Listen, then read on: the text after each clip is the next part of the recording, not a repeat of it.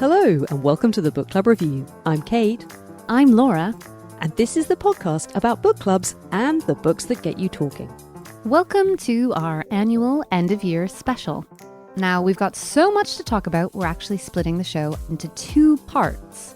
In this episode, part 1, we'll be looking back over the books we've covered for book club this year. Which ones have stayed with us? Which were our standouts? And which are we going to crown our book club book of the year? We've also drafted in some friends of the pod to share their favourite books of the year. So listen out for recommendations from author and literary quizmaster Gary Wigglesworth and book clubber and regular special guest on the pod, journalist Phil Chafee. We wrap up by looking ahead into 2022. What books are on our radar? What have we got planned for book club and beyond? And as a Christmas present from us to you, we have a second episode all ready and waiting. That's part 2, which is all about the books we read outside of book club. We go through our long lists and pick out our best reads of 2021. So check your podcast feed and you'll find it wrapped in yellow wrapping paper and tied up with a bow. All that coming up here on the Book Club Review.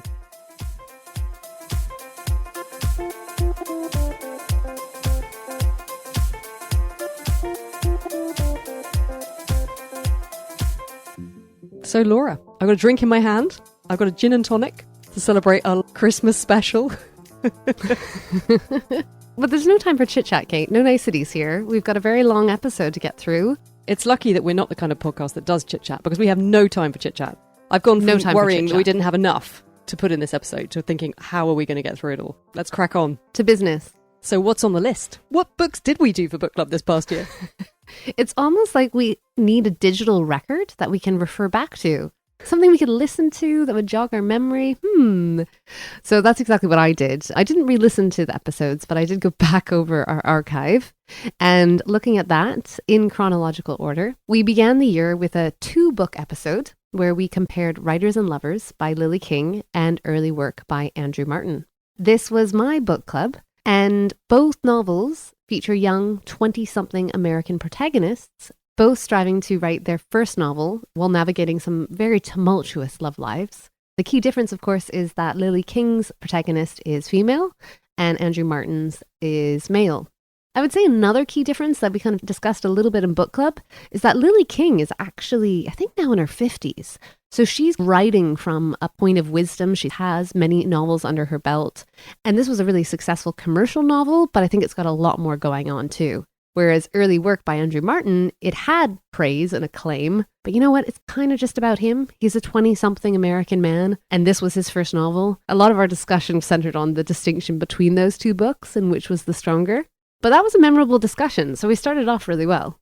Yeah, and it's interesting, isn't it, that Early Work was the one most people had difficulty with, but actually sometimes the books that we don't like make for the most fun discussions. And certainly as an exercise in compare and contrast, they were very well chosen, I think.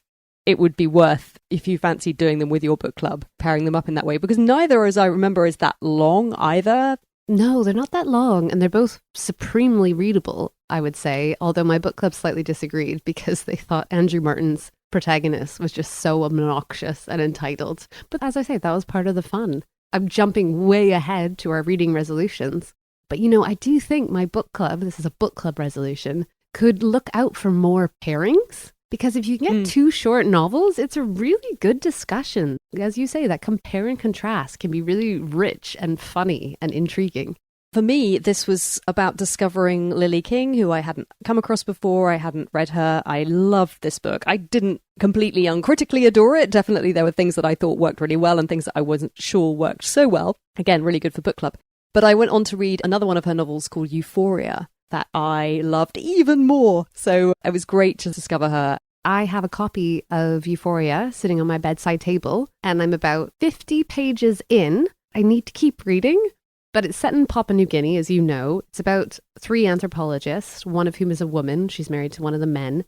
And it's obviously going to be really good, but also I fear it's going to be quite dark and disturbing. So I've sort of been pushing it to one side. Oh, I don't know. Yeah, maybe. It's based on the life of Margaret Mead, who was a real-life anthropologist. And I think that gives it this extra kind of zest. If you're a woman and you're reading about a woman whose work was marginalised and undervalued by her male colleagues, immediately you're kind of like, I want to know more about this. And so she takes some elements from the real Margaret Mead's life, but then spins this story that is totally fictional about what might have happened in this one tiny footnote. But I loved it. I just loved the way she did it. Really atmospheric. It was great. Really good read. That was a major aside. Shall we get back to our book club episodes? Yeah, we can't digress like this. This is your worst fear. Exactly. No, it'll be fine, because I think the digressions are where it gets interesting. All right, next up was Shuggie, Bain by Douglas Stuart, which we discussed for the 2020 Booker Prize episode before its big win. So yeah, when I saw this was on the list, I was like, hang on a minute, that wasn't last year, that was the year before. But of course, it won the Booker in October 2020. But then my book club always read the Booker winner. And I'm guessing we chose to do something else over Christmas because probably my book club didn't fancy a bleak book about alcoholism for their Christmas read. I reckon that's why we probably tackled it in the new year. It's pretty well known, isn't it? Because it won the Booker Prize, and it's Douglas Stuart's semi-autobiographical story taken from some elements of his own life. But it's a story about an alcoholic mother and her children, in particular her relationship with her youngest son, Shuggie Bain. His father leaves his mother and she turns to alcohol to numb the pain, I suppose, of her fairly dreadful existence. It's bleak, it's depressing. It would be easy to label it misery lit, but in fact there is something so beautiful about the writing, about the thread of love and tenderness that runs through it. And I love the way that he holds that up and shows you that in a way that was so beautiful and moving. And I didn't actually find it that depressing a read. I mean, it's heartbreaking, but it's good in that exhilarating way when you read something that good. So it made for a good book club discussion in the way that the Bookers always do, I suppose. They don't win that prize for nothing. You know that you're going to be getting a book that's going to have lots of layers, lots to it, lots to discuss. It was a sort of good, reliable book club read, I'd say. And I wretchedly didn't really finish it. I skim read sections of it. I was a very bad reader. Luckily, we had Phil come on to discuss it with you in its entirety. Maybe this is the time to confess what I didn't say just now, which is that I never finished Early Work by Andrew Martin. I got halfway through and I was like, it wasn't my book club. I didn't have to finish this. Well, exactly. It wasn't your book club. And you know what? It was his, I was going to say it was his first novel. But of course, Shuggie Bain was Douglas Stuart's first novel. Talk about a different level of achievement. I mean, another extraordinary thing about it was, for a debut novel by someone who's not even a writer by trade. He's a fashion designer, and he just kind of turned to writing and produced this extraordinary book. So it's a really lovely story as well, I think, about this author that makes you really warm to him and warm to the book. And then it was me again, wasn't it? We had a little run of my books, I think because you had fairly recently moved to Vancouver and we were just giving you a bit of a chance to catch your breath. And so we did a little run of my book club books on the podcast. And we did The Mermaid of Black Conch by Monique Roffey, which won the 2020 Costa Prize. We thought it'd be interesting to read something from a prize that seeks out and celebrates highly readable, enjoyable books. It's set on a small island in the Caribbean. We meet the fisherman David, and he has encountered this mermaid out there on the water when he's been fishing. There's a kind of like a sort of local legend about the mermaid, but he realizes that actually there really is a mermaid. And then she gets caught. There's this fishing expedition. Men come in from Florida and all these different places to catch, almost like big game hunting. It's like big game fishing. And they end up catching this mermaid. And he rescues her. His heart goes out to her and he rescues her and carries her off to his hut. And then she gradually begins to transform from a mermaid into a human. So many things that are lots of fun about this book. She is not a kind of idealized, Daryl Disney Hannah princess. Yeah, exactly. Splash kind of figure, She's sort of smelly and, she's a thing that's lived at the bottom of the sea for 1,000 years. She's covered in barnacles and creatures and her skin is slimy. She has this huge tail. And one of the interesting things about this is the idea of this powerful creature. She's not weak. She's strong, but she's out of the water. She's out of her element. And gradually she starts to transform back into a human. And in that transformation, she's regaining what she once lost, because it turns out that she was originally cursed by the people of her tribe to be a mermaid. So there's this story about this relationship between David and this mermaid, and then there's the story of the island community. There is the local landowning lady who is born and bred on the island but is seen as somehow apart because of almost the kind of colonial heritage that she has in her family. And her white skin. And her white skin, exactly. But she is as much an islander as any of them. So it gets into the social dynamics of that. I remember it as just a kind of rollicking read. I really enjoyed it. I really went with it. I was very happy to sink into it. It has quite a bit of poetry in it, and I'm not normally a fan of poetry in books. I'm very much the person whose eyes slide over. I've just been reading The Hobbit with my children, and there's so much poetry in that, and my God, like, there was no question I was going to read a word of that. Anyway, there's quite a lot of poetry in The Mermaid of Black Conch, but here, the poetry is her voice. It's the only time you hear, because she can't speak. It's the only time you hear her voice, and I loved it. It's completely magnetic and mesmerizing and absolutely belongs there. You read it with as much interest and pleasure as you do everything else in the book. So for me, it worked really, really well. Not everyone in my book club agreed. It was nicely divisive. It veers into almost a kind of thriller plot at the end, which a lot of people were uneasy with. They didn't really feel like that quite worked. Again, I quite liked it. But yeah, all in all, good read, good book club book. And I recommend as well the audiobook. It's quite an atmospheric book, and then when you hear it read to you with that kind of island accent, it really transports you.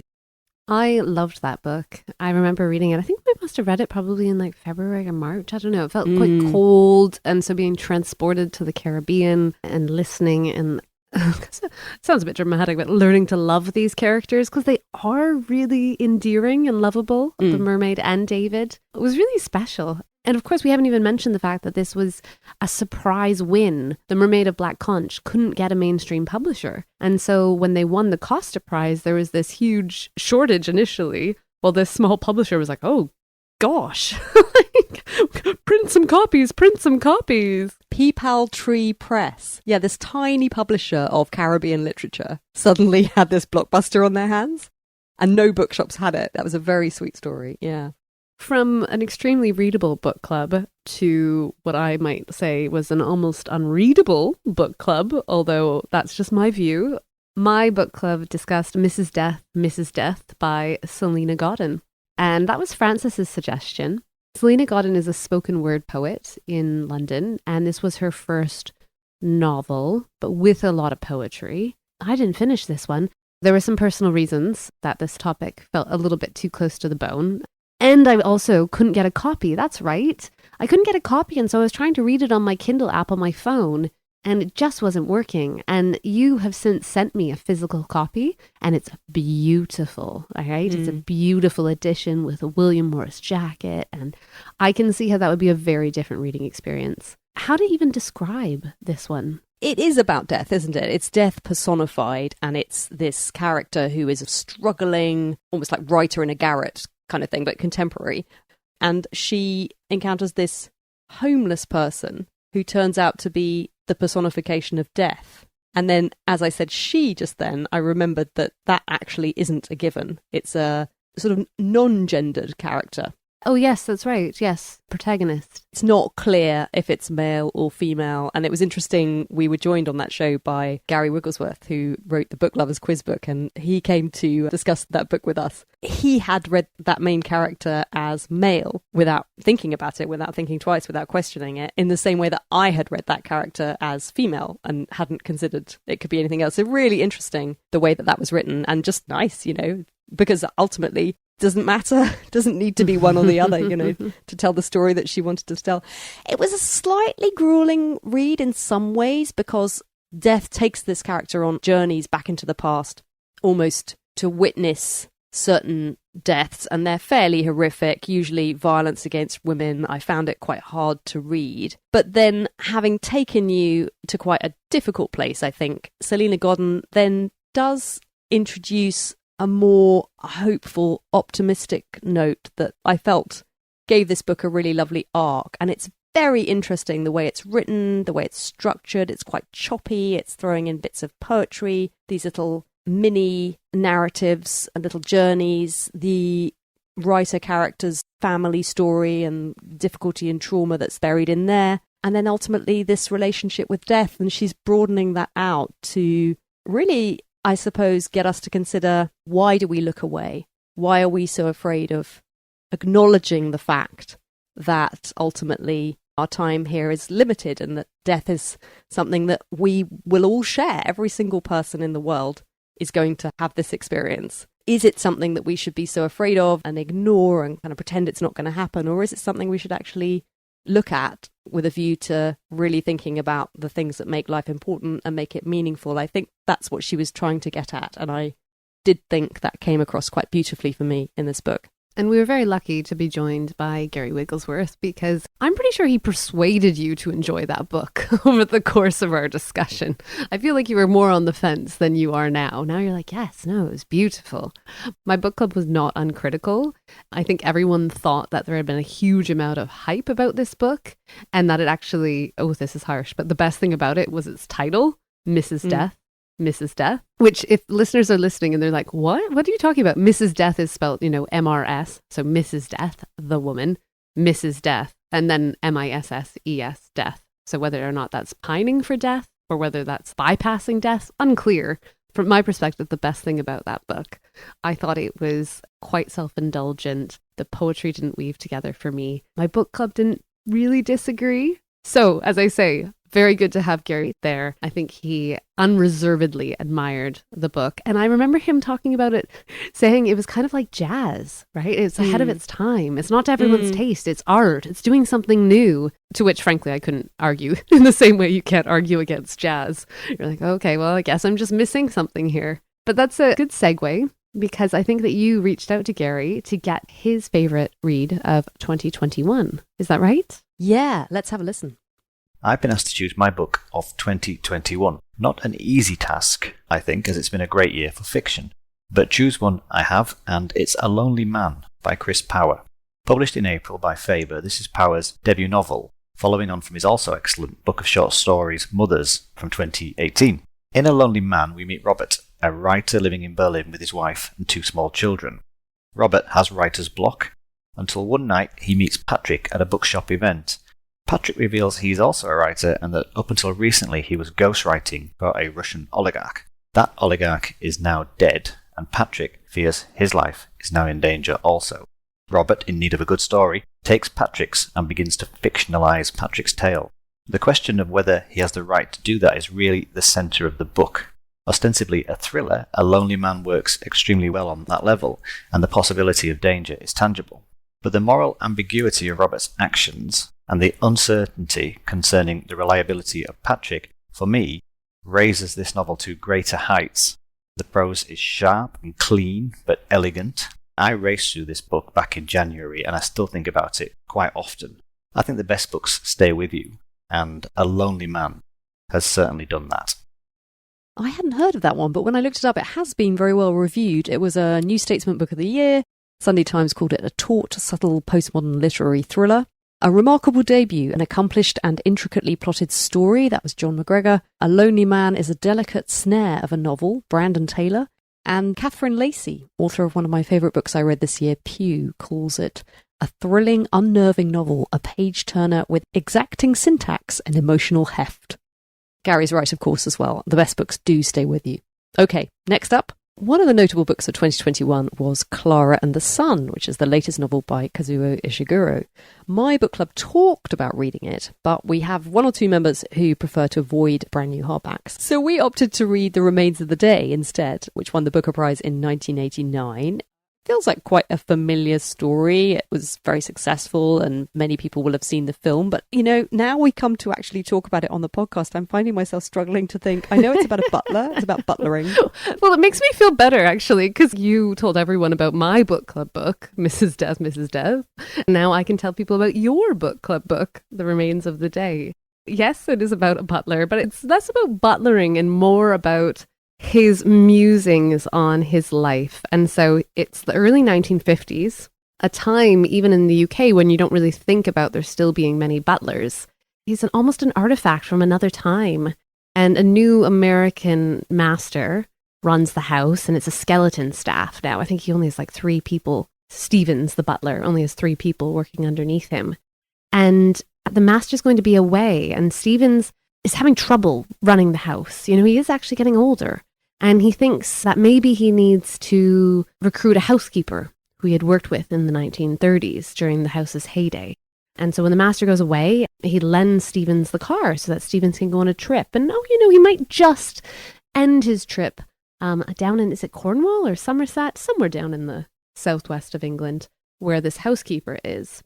As he makes this trip over 5 days, he's really reflecting on his life in the house in the 1930s and very much in the lead up to World War II. Previous master, Lord so-and-so. Stevens can't think a bad word about him, but he obviously was a pacifist. Indeed, maybe he was even a fascist. At one point, there's this point of tension back, I guess in the 1930s, between Stevens and the housekeeper where the Lord decides he wants the Jewish staff to be fired. And it's a point of principle with the housekeeper that this is unacceptable, that these housemaids who have served her and who are faultless, there's absolutely no reason that they should be fired. And this is very telling of Stephen's character, but it's not in his capacity to disobey an order, to question an order, to question anything in many ways. If this sounds a little bit dry, listeners, I agree.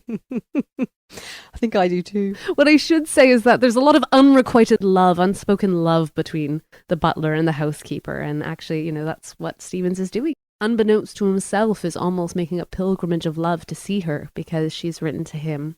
He thinks, maybe I can recruit her. She's having trouble in her marriage. And I'll leave it at that. Some people love this book. Caitlin in my book club, I believe it's one of her favorite books. And I find it so dry. I think that's the reason I'm struggling to remember it. It's because it didn't really grab me or speak to me really, even at the same time as I recognized the excellence of the writing. I mean, it's very classy. It's beautifully written. It's full of interesting themes and placing duty before one's own needs and desires in life. So many people arguably in life kind of end up doing that. We don't necessarily do the things we want to do for ourselves. We end up doing things for others. I suppose Stevens is the ultimate example of that. And it was interesting, we thought that he went on to write a book about a robot. Because arguably Stevens is a bit of a robot. And that idea of duty and being bound to a certain course of action. It was an interesting discussion, not one of our best. On to something a lot more lively. Like a Sword Wound by Amit Alton was a pick for my book club that Phil suggested. Devoted listeners of the pod will recall that we discussed Amit Altan's I Will Never See the World Again 2-3 years ago now, maybe. It was the choice of your book club. At the time that Amit Altan wrote those essays, narratives, musings, he was in a Turkish prison for trumped-up political charges pressed against him by Erdogan. Altan is now free. I hope he's still free. He was freed in the early spring for the second time, and it's always an unknown whether or not he might be thrown back in there. But with this in the news, Phil suggested that we read the historical novel, Like a Sword Wound. And I had actually got this out from the library, read the first chapter, and went, not for me. And I'm so glad that Phil made me persevere because I loved this book. My book club loved this book. And we had a really lively discussion, I think, in contrast to The Remains of the Day. It is also about an upper class world, but here we're swept up in the glamorous lives of the aristocrats in Istanbul in the final years of the Ottoman Empire. So this is a corrupt, decaying, decadent empire. And the emperor kind of sits at the center with total paranoia. And he has these thuggish pashas who own different fiefdoms, effectively, across Istanbul. And 6, 7, 8 characters, their lives all interweave over these years as the power balance shifts. And they have to navigate love and sex, quite a lot of sex, and religion, and that tension between Western values and Eastern values. It's such a ride. And I feel like you didn't read this book. Or did you only read a little bit? I think maybe you got stuck by the framing device. I did read this one and I ended up loving it. I think, it's not an easy read in some ways, even at the same time as it is quite readable. Yeah, you have to sink into it and you have to get used to which character is which. And that is primarily Western ignorance in that I seem to recall we struggled with the Turkish names. One of our listeners kind of slapped our wrist and was like, come on guys, do better, for which we completely apologize. We were quite embarrassed by our own inability to pronounce the names and I think we maybe sounded a bit flippant. We didn't mean to. Mea culpa, right, Kate? Yeah, I mean, this is why we read. We read to try and learn and improve ourselves through these stories and through encountering these different voices and these different perspectives. He's kind of woven this Tapestry. epic chronicle. Yeah, exactly. He's telling the story of these characters, but he's telling the story of the birth of modern Turkey as well. And this is just volume 1. See, almost the other thing is, it kind of is just starting to really get going, and then it stops and you're like, oh, okay. And I am keen to read volume 2. But at the same time, I haven't rushed to get it. I think I know it's a book, as you say, you need to sink into it. You kind of need time. But that if you can give it those things, it's really, really rewarding. And it definitely made for a brilliant discussion book. It was great. Hey, do you want to know Phil's favourite reads of 2021? I do. I will be surprised if I have heard of them before, because Phil is excellent at picking out the unusual or overlooked title. Let's have a listen. Hi, Kate and Laura. I have a couple recommendations based on what I have been reading and loved this past year. The first book was How Beautiful We Were, a novel by Mbolo Mbue, which is this astonishing novel set in this fictional West African village called Kazuo in an unnamed country. Sounds a lot like could be Nigeria, who knows, about this village trying to fight the American oil company that is poisoning them. This is just an astonishing novel. She traverses decades following this village in their quest and goes through multiple different viewpoints. It sounds unwieldy. It is not at all. It is incredibly readable and incredibly moving. I was crying by the end of this, and I highly, highly recommend it. Second novel I was going to recommend was As Meat Loves Salt by Maria McCann, which came out, I think, a couple decades ago. This is a weird one, set in Civil War England in the 1640s. It follows, in the first person, this first person protagonist is basically this sociopath who joins Cromwell's New Model Army and then falls in love with another soldier, sort of an obsessive love. It is a awkward book.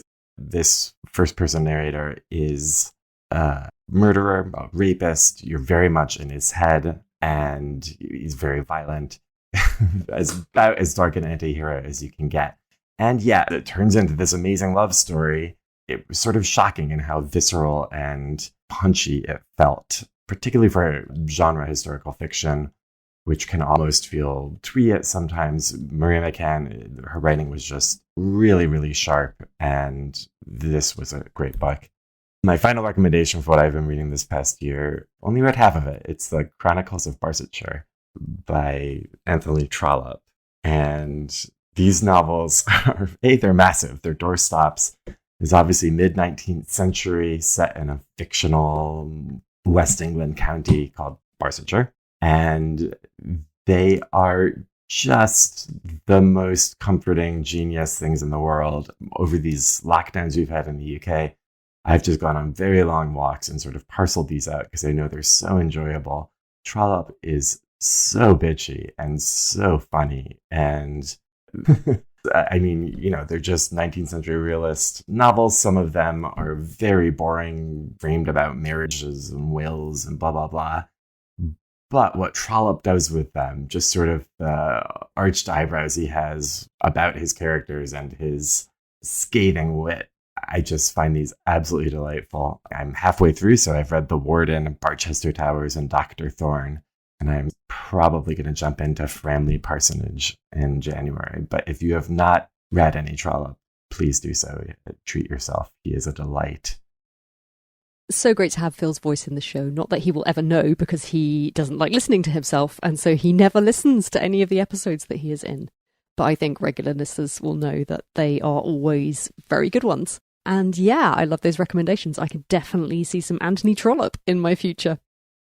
If your book club featured heavily in the first few months of 2021, my book club came to the fore more over the last 3 or 4 months, because next up is Second Place by Rachel Cusk, which was my book club pick. You have read far more Rachel Cusk than I have, I believe. This was my very first Rachel Cusk, who is kind of synonymous for me with a certain level of literary glamour. Is that fair?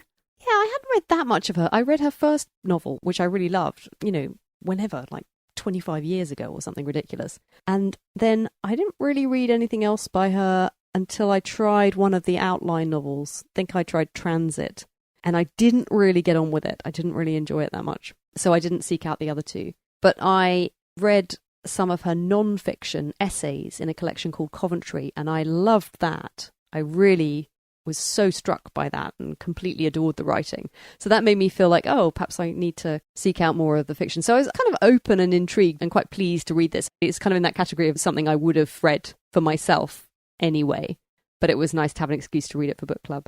And it's not a long read, is it? It tells the story of a woman who has created a kind of artist's retreat on the property that she shares with her partner. And you learn that this is a second marriage, and they've created what they know in their family as the second place. It's a kind of studio space.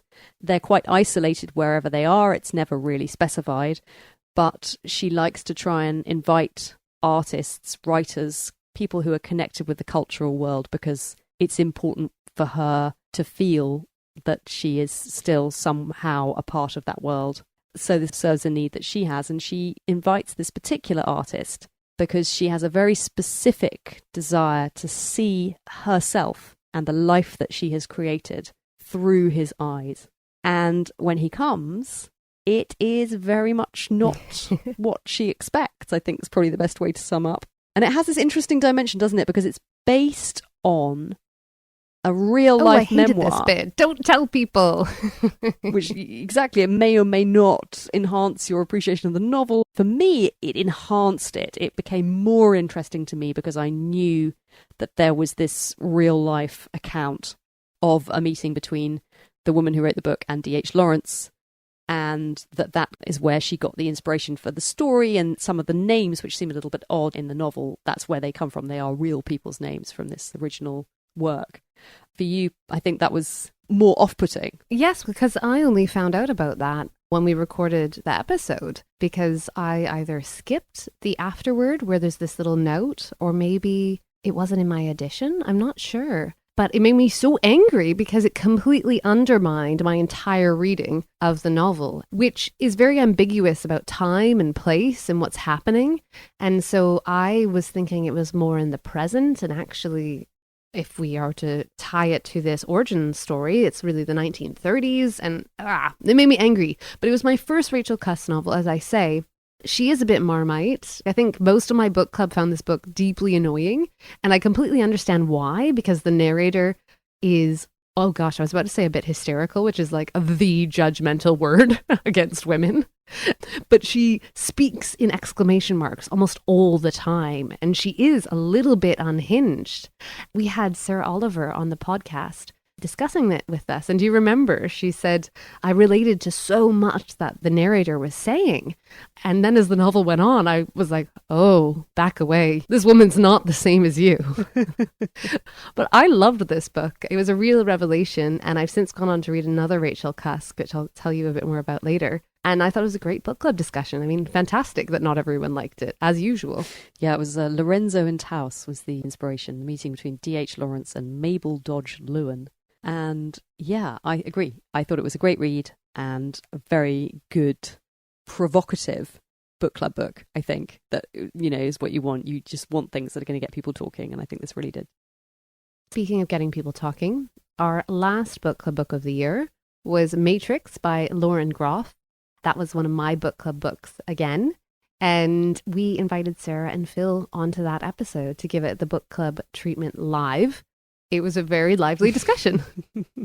So yeah, Matrix, it's Lauren Groff's fictional reimagining of the life of Marie de France, who was a 12th century French poet about whom virtually nothing is known except that her poetry survives to this day. She wrote these lays, as they're called, which are in the canon of poetry that we have and study today.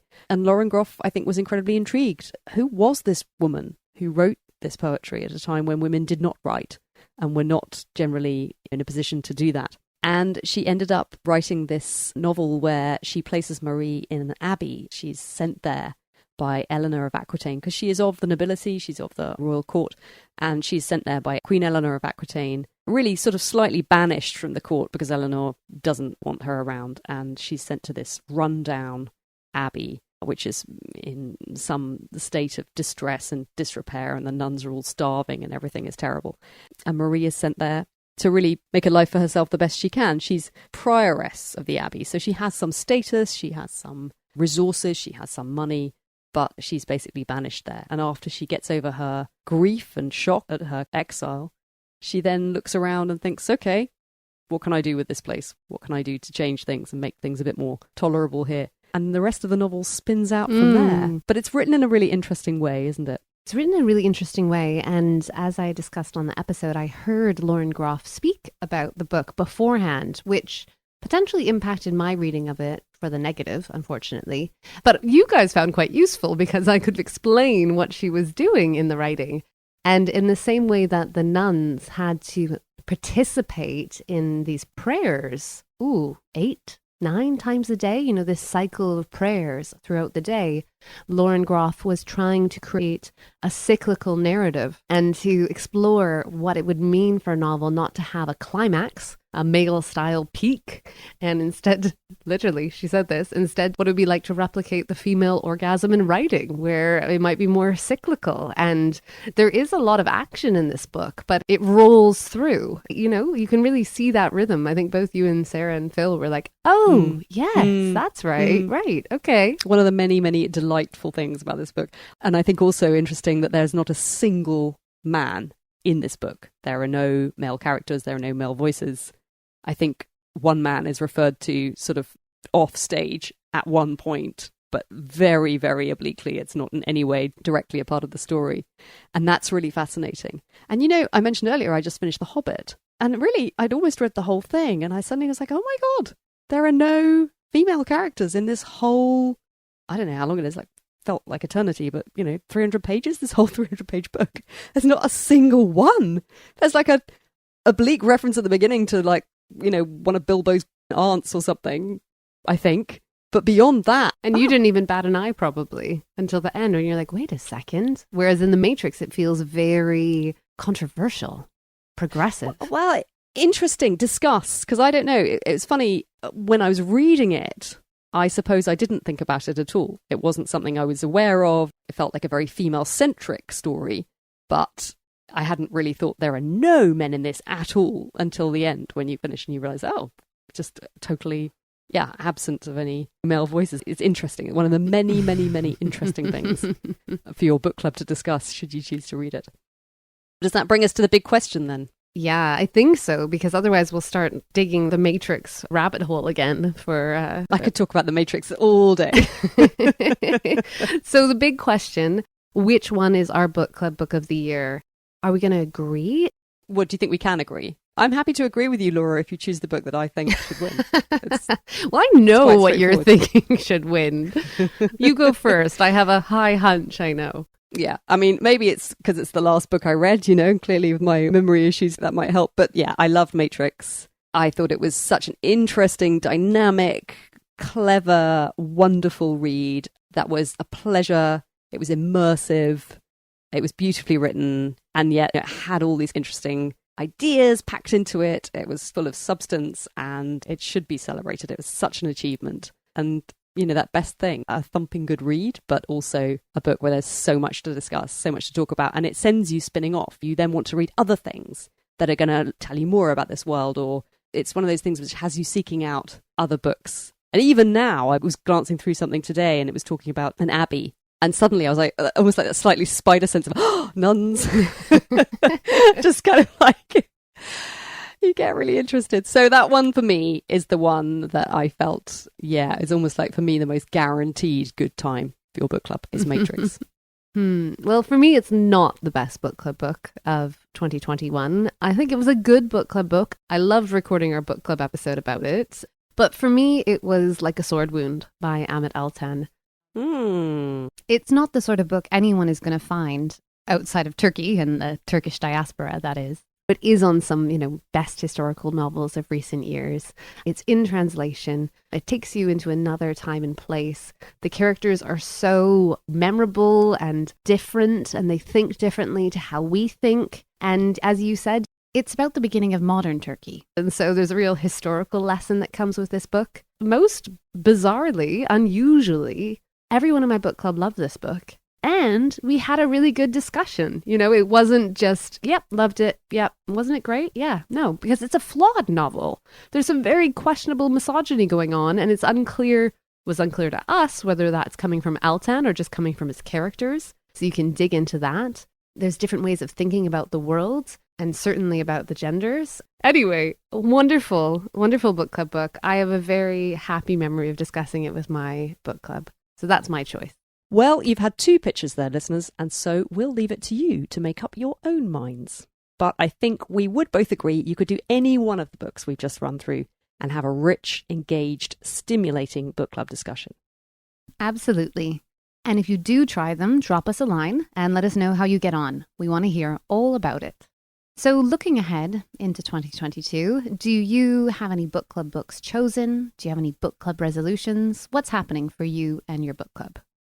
Well, we are inspired by you, Laura, actually. You told me about your Vancouver book club that you've joined and the voting system that you have where someone is nominated to present 3 choices and then the other members of your book club vote. That's right? Mm-hmm. Yeah, that's right. So I thought this was great, actually, because often in my book club, we have a great time talking about the book and then people are busy, people have to go, and it feels a bit like that important choice of the next book ends up being a bit of an afterthought. And I really like that. I thought, that makes the whole process of choosing more considered. I pitched this to my book club and they all quite like the idea. And the other thing I pitched to them is something that I have, I think, suggested on other podcasts that we've done as something that book clubs might try. So I'm kind of taking a leaf out of my own book, I suppose. But I like the idea of prompts. I have posted in our article about the best podcasts, the bookstore podcast in America did a really lovely series of reading prompts, just little suggestions for themes that would help you choose your next book club book. So it was things like quite broad categories, a book in translation, a book from a tiny indie press. We loved a book that you already own that you've meant to read. So we are going to do a combination of those 2 things. We're going to work our way through those prompts, maybe adding in a few of our own. We're kind of thinking about that right now.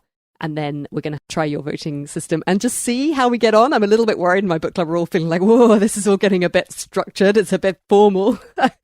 They're a highly adaptable lot. So we'll see. And hopefully, I think that will mean that we will have some exciting and interesting book club choices coming up.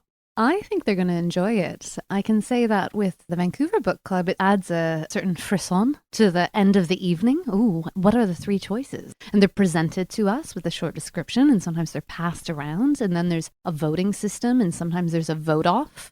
Just so you know, if 2 of the books have the same number of votes, you have to start again, and everyone has to vote again just between those 2 books. They're extra stakes. Yeah, it sounds great.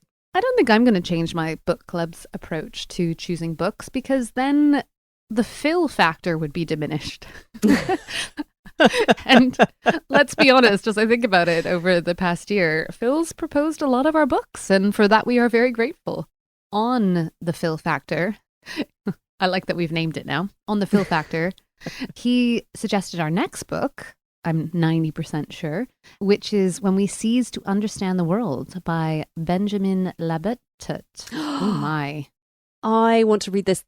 This was on the New York Times top 10 notable books. And I listened to their podcast where they went through all of those and why they loved them. And that was the one where I was listening to it in the car as I was driving along and I was thinking, oh, this sounds so good. I really, really, really want to read this one. So I actually have asked my mum for that for Christmas. Very good. Well, that's convenient. And it was also on Barack Obama's Best Books of 2021. Shortlisted for the 2021 International Booker Prize because Labatut, which is almost certainly not how you pronounce his name. Do we need to fact check ourselves? I think on the podcast they said Labatut, maybe. Labatut? Yeah. He's Israeli, right? He could be, but it is translated from the Spanish. So he could be Israeli and writes in Spanish. We should do some fact finding. To be fair to us readers, we haven't read the book yet, so we don't know a huge amount about it. Although I did listen to a whole down podcast. For a little author bio. Oh, what can I see? Benjamin Labatut, who looks very young and edgy. Lots of tattoos. Interesting. If I know anything about him, I know that. I have seen that author photo. It made an impression.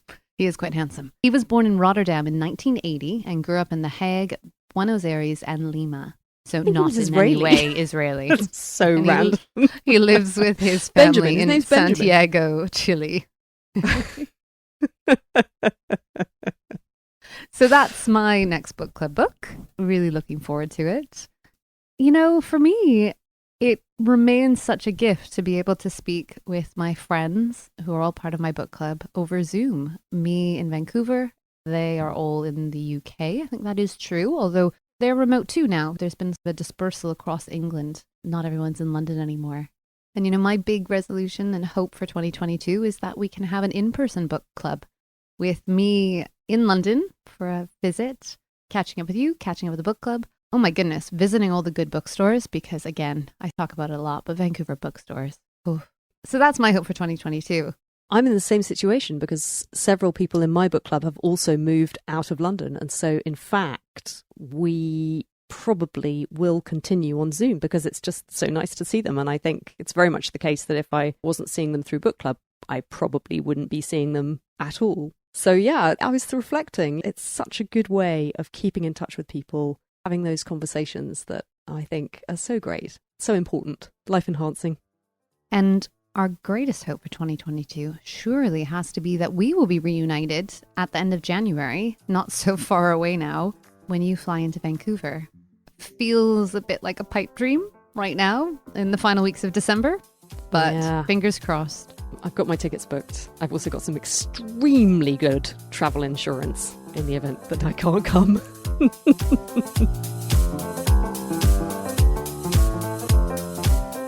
That's nearly it for this episode, but don't miss part 2 of our end of the year special, in which we'll go through our favorite books that we read in 2021. Those are the books that we chose for ourselves, independent of any book club intervention. That's waiting for you now in your podcast feed. If we've whetted your appetite, on our website, thebookclubreview.co.uk, you'll find the details of all the books we've talked about today, with links to episodes where you can hear the full discussions. While you're there, do have a browse, as we've got over 100 other episodes for you to listen to. Particular recent favourites for us are our Booker Prize special, our interview with author Kate Sawyer, our 100th episode, in which Laura and I answer questions and get a bit more personal than usual, and our Women's Prize episode, all of which you'll find waiting for you. Plus, on our website, you'll find our library of articles, including one recent one on our favourite book podcast. There you can also sign up for our bi-weekly-ish newsletter for book reviews, recommendations, and more. This episode was produced and edited by me, Kate Slotover. Gary Wigglesworth's Book Lovers Quiz Book is available in all good bookshops, and you can find out more about him and all the details if you're interested in going along to one of his real-life quizzes at his website, gpwigglesworth.co.uk. I have been to a few with some of my book club this past year and can report back they are brilliant fun. You can get a good taster if you listen back to our episode 84. Do keep up with us between episodes on Instagram and Facebook at Book Club Review Podcast, on Twitter at Book Club RVW Pod, or you can email us at thebookclubreview@gmail.com. And if you're not already, why not subscribe to us on iTunes or wherever you get your podcasts. Please take a moment to rate and review us. It really helps other listeners find us. But best of all, tell a friend about our show, tweet all your friends, and post about us on Instagram. Word of mouth is the best way for people to find out about us, and we treasure each and every new listener. But for now, happy holidays, thanks for listening, and happy reading.